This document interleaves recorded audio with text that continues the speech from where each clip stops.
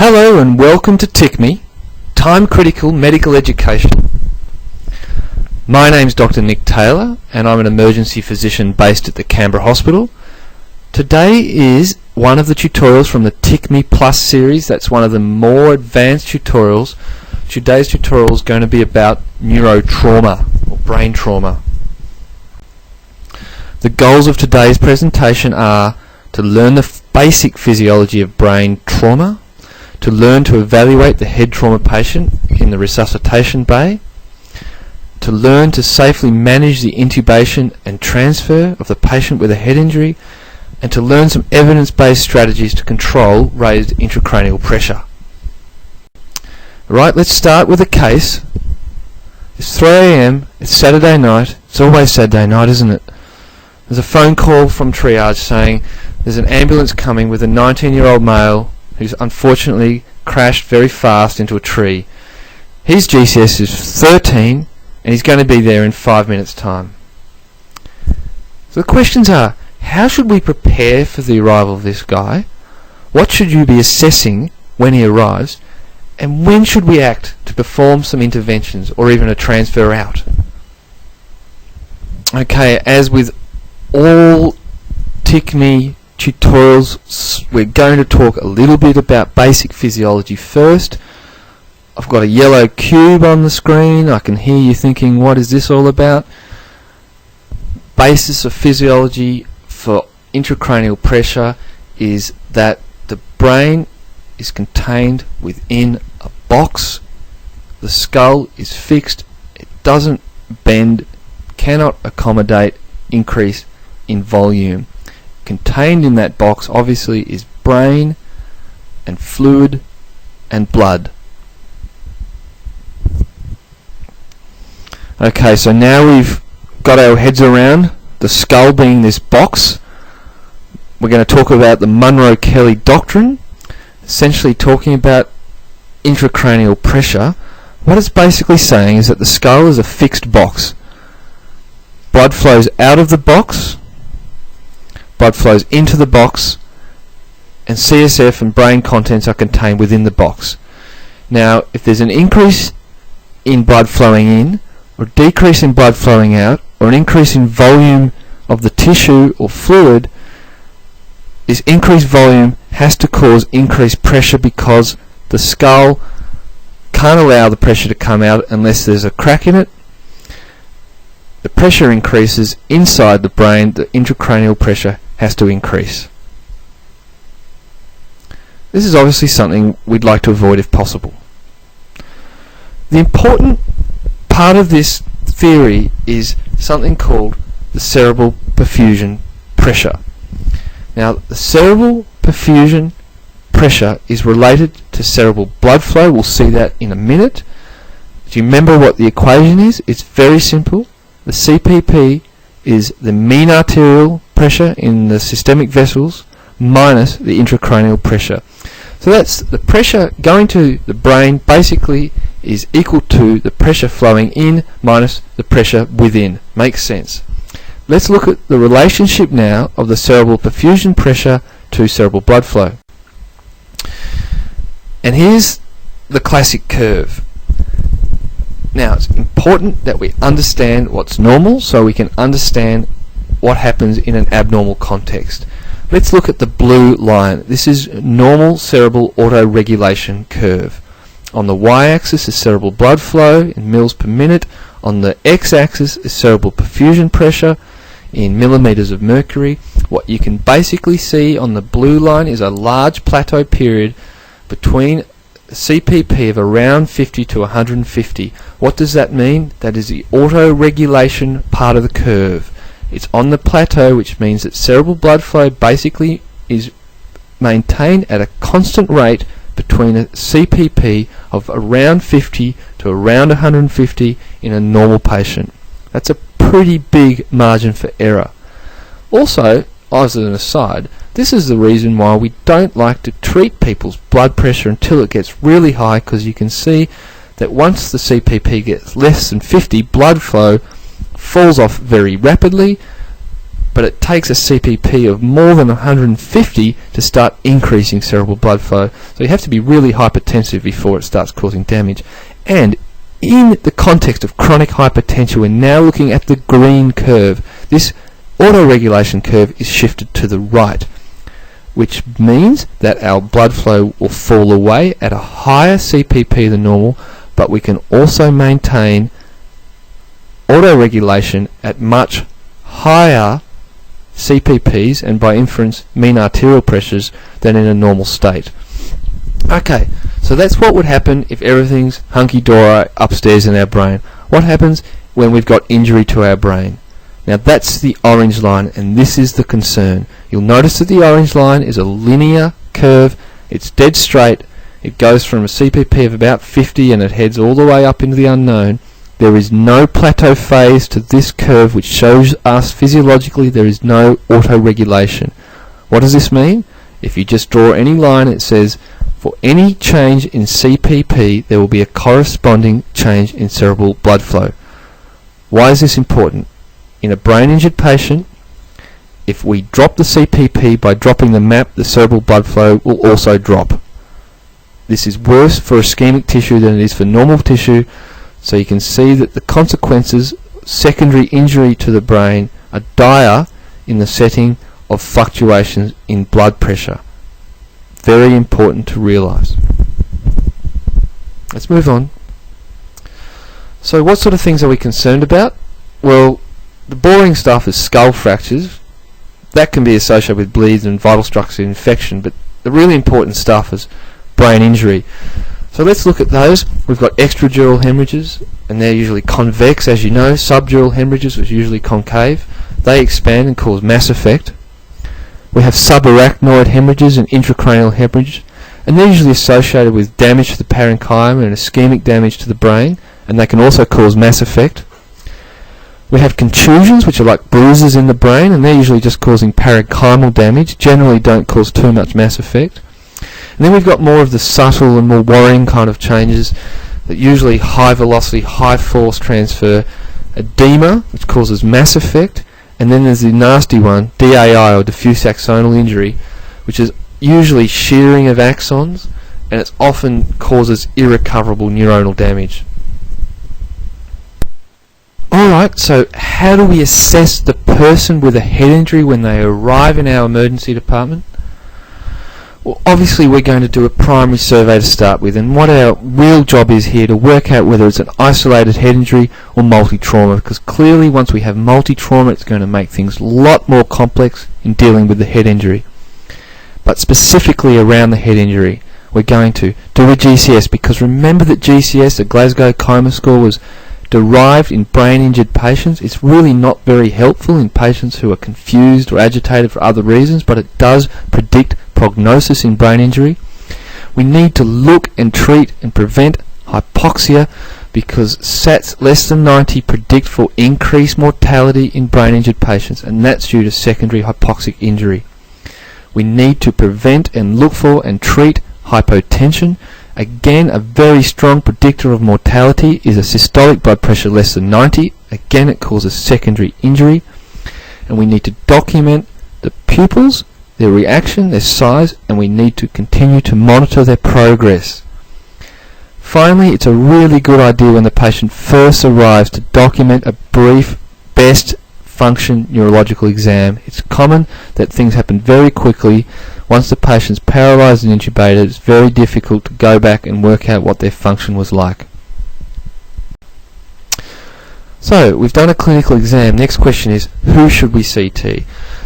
Look, the Canadian rules are probably still the best rules that are validated for head trauma. Essentially, the summary is, though, anyone with a GCS of less than 13 needs a CT brain. Canadian rules are helpful for those with mild head injury. I'm just going to briefly take you through these, but I'm not going to spend a long time on it because they're available all over the place.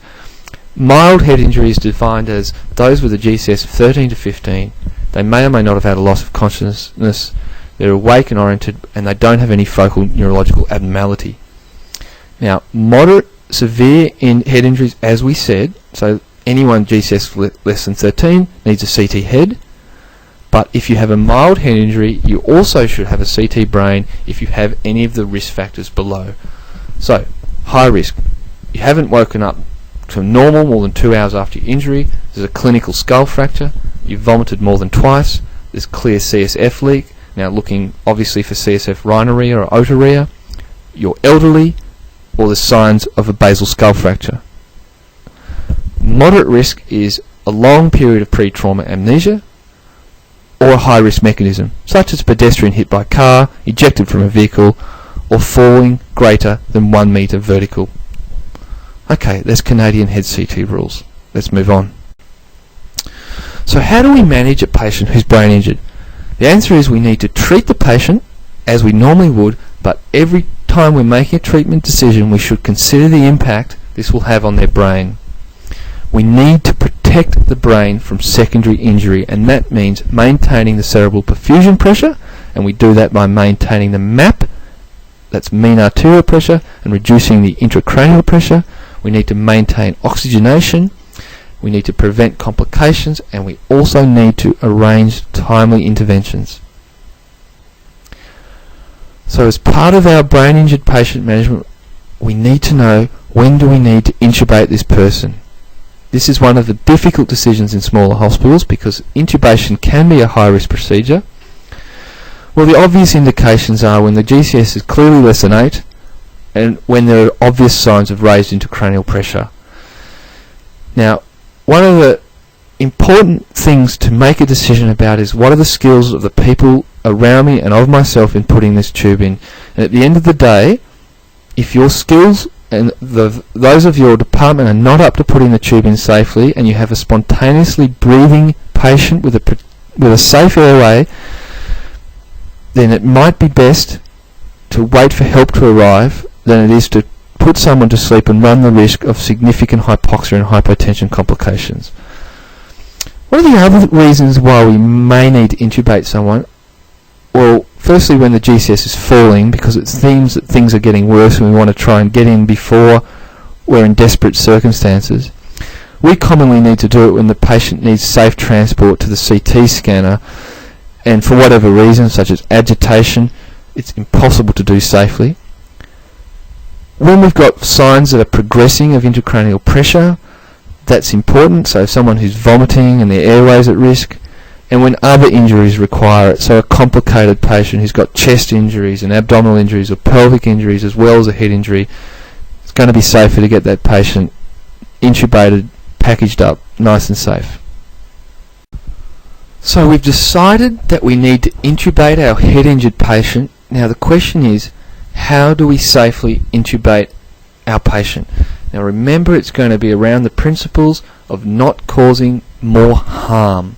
So we need to protect the C-spine, and that can be done with manual inline immobilization.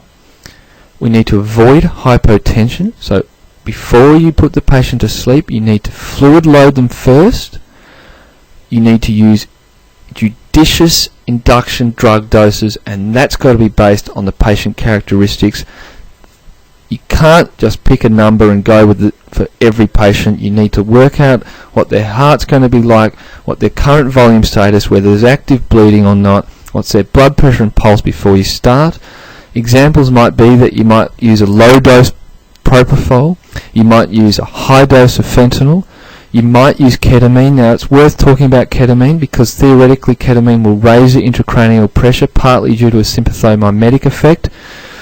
But remember that the theoretical risk of raising ICP, you have to balance that versus the absolute definite mortality risk if you get hypotension with another induction drug. I think that's really worth emphasizing. Systolic blood pressure less than 90 causes increased mortality, and commonly you might use combinations of some of these above agents. It's probably best not to use a drug for the first time when you're intubating a head injured patient. I always have metaraminol alpha agonist drawn up and ready to use at the first sign of hypotension post-induction. I'm asking someone to put in some metaraminol to try and keep that MAP above 80 to 90. Alright, so what are the other factors we need to think about when we're intubating a patient? Well, we don't want to cause increased inflow into the brain, so we need to avoid hypertensive spikes. And the most important thing here is to avoid prolonged multiple attempts at putting the tube in. That laryngoscope, lots of sympathetic stimulation, lots of hypertension, and that's an experience thing. You need to consider fentanyl or something else which ablates the sympathetic response. To be honest, we don't use lignocaine topically or otherwise here, and I think it's probably best avoiding stuff that you don't do all the time every day. Remember that you need to paralyse the patient once you've got the tube down, just to keep all that stimulation down to a bare minimum. And probably the most important thing about intubating a patient who's got a brain injury is you have to avoid hypoxia. And that means really good pre-oxygenation. Now, pre-O2 can be optimised by a combination of things. Having the bed tilted up 30 degrees will certainly help. Having at least 5 minutes of high flow oxygen. Remember, you'll pre-oxygenate someone better through a non-rebreather mask than you will with a bag valve mask just sitting on the patient's face. It's important sometimes to leave the nasal prongs on, high flow nasal prongs, during the intubation attempt so you can get passive oxygenation. But really the key to avoiding hypoxemia is having every single thing set up absolutely perfectly so you can maximise your first attempt success.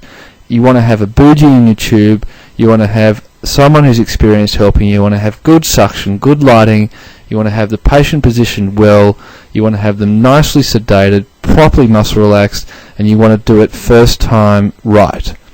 If you do have to use a backup plan, make sure that you've rehearsed it before you've started, that your staff are aware what you're going to do if you can't get that tube in on the first attempt.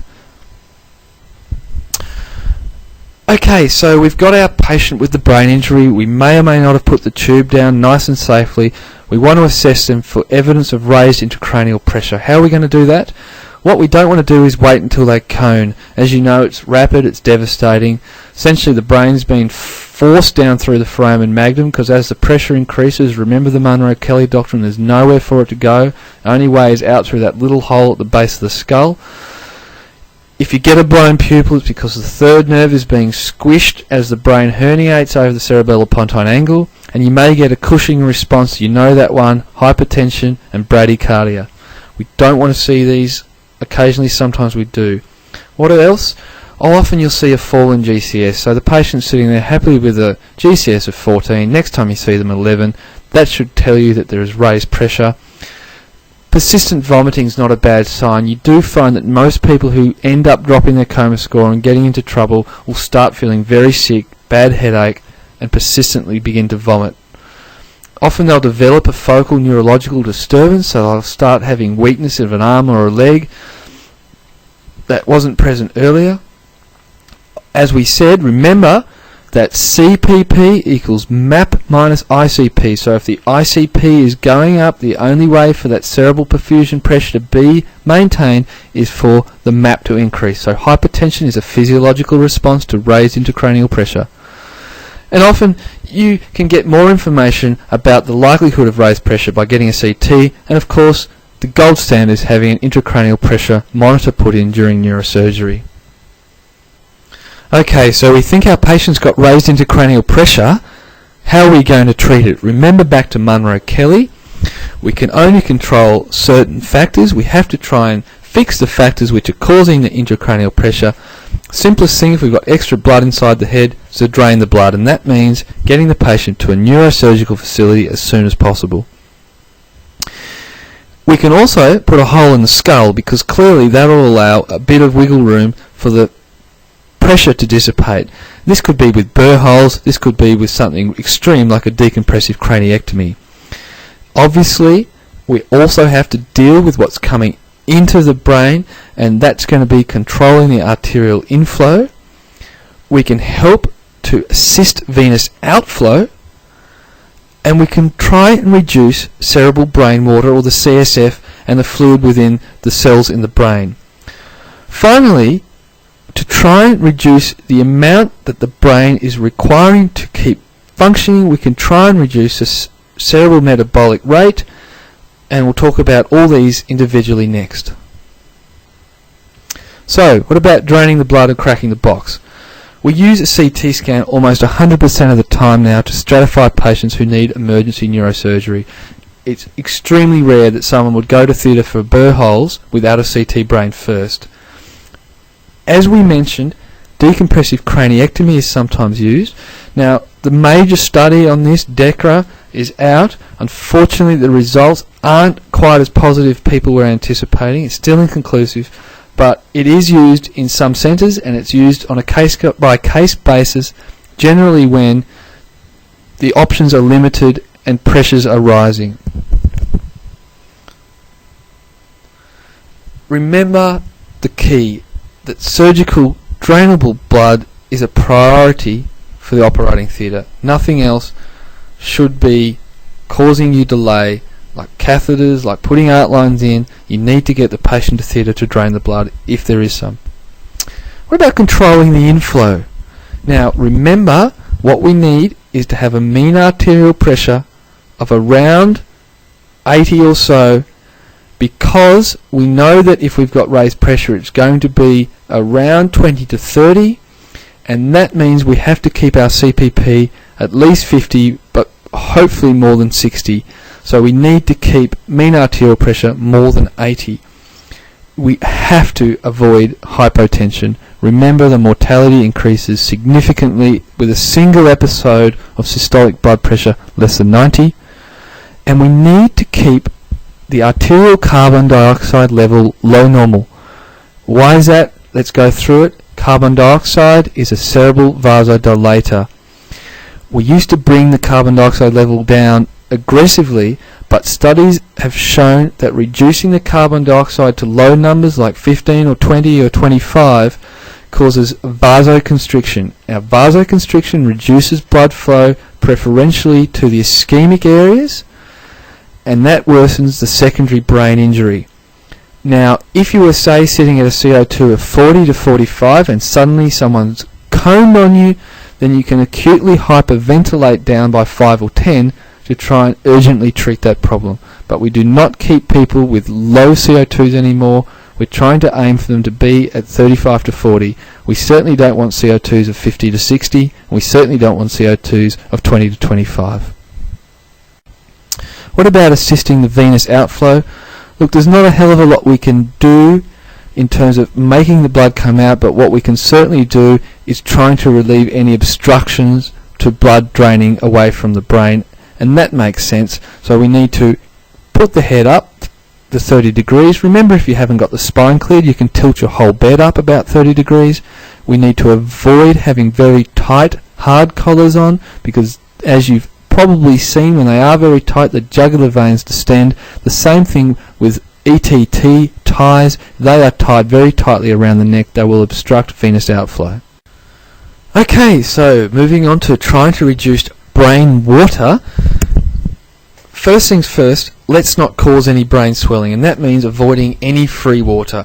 We never use dextrose, we never use 4% and a fifth, we never use albumin in brain injured patients, always normal saline. We need nice stable sodiums. We don't want water flowing into damaged cells. Next thing is slightly more controversial, but it's the use of osmotherapy agents. As you would know, mannitol is the most widely used and common. Despite the fact it's been used for many, many years all over the world, the exact mechanism is unknown, but multiple studies show efficacy. It's thought to probably work because of the high osmotic gradient it produces, but that's not the only reason it works. There are significant problems with rebound, swelling, maybe 2 to 4 hours after you give the mannitol, sudden inrush of water-containing fluid into the brain. You really should give it when you know you've got an operation planned. The other thing is, because you're creating a fairly big osmotic diuresis, it's going to worsen hypovolemia, and it therefore can cause hypotension. Remember, we're trying to desperately avoid hypotension in brain injury. A standard initial dose would be around 0.5 to 1 grams per kilogram. And in recent years, a lot of critical care doctors have been using hypertonic saline. Now, hypertonic saline seems to work via mobilizing water across the blood-brain barrier, because you're giving lots of sodium ions on one side of the barrier, brings water across to equilibrate. But it's got some other effects that are a bit unclear and haven't been fully proven, but it may increase local blood flow to damaged areas. It may also have an anti-inflammatory effect. Now, this theory seems good. It is used all over the place, but there hasn't really been any very good studies yet that have proven efficacy. Having said that, most critical care physicians would consider hypertonic saline part of their armoury for intracranial pressure control. Standard sort of thing you could use 100 mils of 3% saline, for example, as a bolus and repeat it. You can use 20% saline, for example, 20 mils of 20% if you do have that available. I guess I would particularly consider using hypertonic saline instead of mannitol in situations where the patient's already hypotensive or hypovolemic. I think it makes sense, give a bit of volume expansion at the same time. Okay, what about trying to reduce the cerebral metabolic rate? Now, this would theoretically have some reasons why it should work. If we can reduce the amount that the brain has to use in terms of energy and oxygen and glucose, then theoretically we don't need as much delivery to keep the brain alive. Hypothermia has been studied, but unfortunately, unlike in things like return of spontaneous circulation and cardiac arrest, evidence for prophylactically making someone cold has failed to find a mortality benefit. It may also increase infection. The jury is still out. It's not recommended at this stage. What about a barbiturate coma? Now, barbiturates such as thiopentone, as you know, thiopentone is in scarce supply at the moment, does reduce cerebral metabolic rate. It is still used in intensive care settings for refractory high intracranial pressure management. It's fraught with problems. Very common to get a significant ventilator-associated pneumonia while you're in a thiopentone coma, and potassium flux is a massive problem. So again, this is desperation stuff and not for use in emergency departments. What about other stuff? There's a whole lot of research being done around the areas of brain injury and secondary injury prevention, because that's where all the money is. Unfortunately, so far, we haven't found the magic elixir. Unsurprisingly to anyone who follows critical care literature, the CRASH study, which studied steroids in brain injury, showed that patients did worse. That seems to go along with steroids for virtually everything. Glutamate, lipids, anti-free radical therapy. Look, there's a lot of high-end research being done in non-clinical environments. This stuff may be showing some promise, but there's a long way before it's part of standard use. Magnesium, the magic elixir in every other aspect of critical care, no. And antifibrinolytic drugs, if you remember the CRASH 2 study, looked at tranexamic acid in multi-trauma patients. There's a subset of those who are head injured. It's not clear whether tranexamic acid is useful in brain injury or not, or whether it's potentially harmful. We need more information. So look, we've gone through the physiology of raised intracranial pressure. We've gone through how we might look after a patient with raised intracranial pressure and the treatments we can think about in treating high ICP. Let's go back to our case at the start. Let's walk through this one bit by bit and let's try and apply the principles we learnt to a real setting. So remember the case, it was 3 AM, it's always 3 AM, it's always Saturday night. You get a phone call saying there's a young bloke, he's crashed into a tree, high speed, his GCS is 13, he's arriving in 5 minutes, and remember what our questions were. How should we prepare? What should we be looking at when the patient arrives? And when should we act? Alright, let's just see how it all pans out. So you go and have a look at him, and he's a GCS 13, he's hit his head, and we remembered that anyone who has a GCS of 13 or less needs to have a CT brain.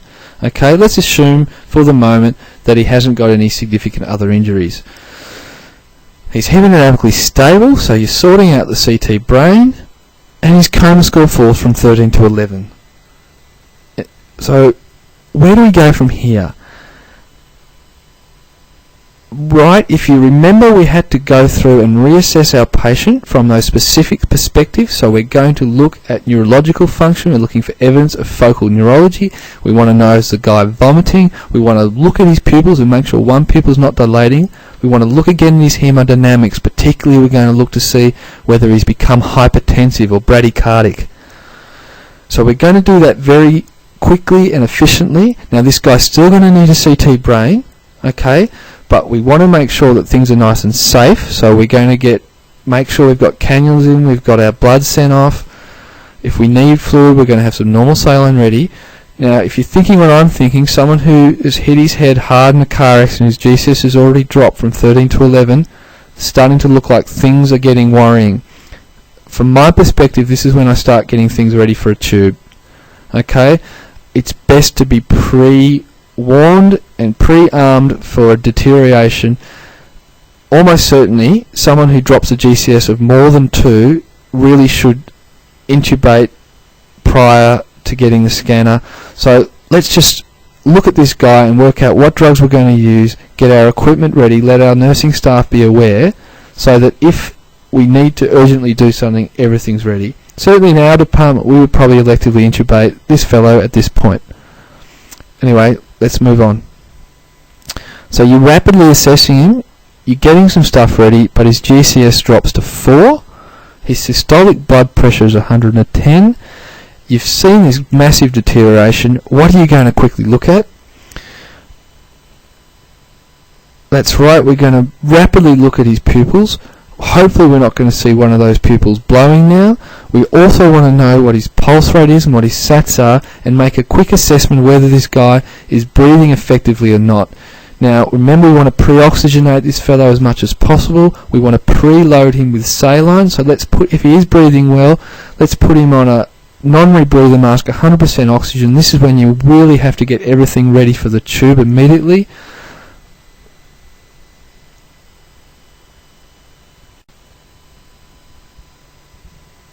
I'm going to give you an opportunity to think about how you would intubate this guy. Now remember, with head injuries, they're going to need spinal precautions. Remember that with a systolic blood pressure of 110, you haven't got a long way to fall until you get to 90. So I want you to think about what's available in the department that you work. I want to think about how you'd get extra help if you need to. I'd want you to think about the drugs that you commonly use for intubation and the doses and how you might modify them. For example, if you do regular anesthesia, you might use an induction dose of propofol at 2 to 3 milligrams per kilogram. Now that's fine for an awake, alert, healthy person, but think about how you might modify that in a guy whose GCS is already 4, and at all costs we want to avoid hypotension.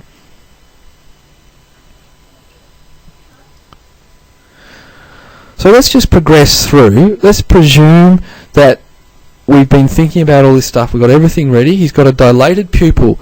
So GCS 4 with dilated pupil, you're right, that means he's coning, and we now need to think about evidence-based emergency treatments for raised intracranial pressure. Remember what we talked about. What are our options? We can drain the blood. We don't have our scan yet, and we're not at a neurosurgical facility. We can crack the box, and that's all part of neurosurgery. We can control arterial inflow, so that means maintenance of that mean arterial pressure at least 80. Okay, we have to make sure we keep that mean arterial pressure nice and high. We want to try and assist venous outflow, so we can put the bed 30 degrees head up. We can undo the very tight hard collar if it's very tight, and make sure if we tube him we're not tying off too much. We can reduce brain water, and this is a time where you want to be thinking about mannitol or hypertonic saline. And at this stage there's really not very much else we can do. Our priority is protecting this guy's airway and controlling the CO2. So you've managed to do this nice and safely. The tube's in, you're ventilating the patient, and what you're doing, remember, is you've got the end-tidal CO2 tracing up there all the time, and if you can correlate it with an arterial blood gas, that's perfect. So what you want to do is make sure that your end-tidal CO2 correlates to an arterial CO2 of 35 to 40. we're going to be running an infusion of normal saline. We're going to be giving metaraminol boluses required to keep our MAP to 80. We're going to tilt our whole bed to 30 degrees once the patient's intubated to help drain away the extra blood via the venous system. We're going to make sure our ties aren't too tight. And then we've started mannitol as well with an initial bolus. We've got to get this guy to the CT scan, because it's going to be half an hour before the helicopter arrives and it will save time at the other end. How can we transport this guy nice and safely? So remember, the things we have to think about is making sure that there's no hypoxia, that the blood pressure remains stable, that the CO2 remains stable, and that we keep him absolutely sedated and paralysed. So again, you want to sedate this guy heavily. Morphine midazolam is a good choice. Make sure you have got paralysis on board, such as rocuronium or vecuronium, and you take extra with you to the scanner. Make sure that the patient has a good blood pressure and you have metaraminol or something similar with you in case the blood pressure changes.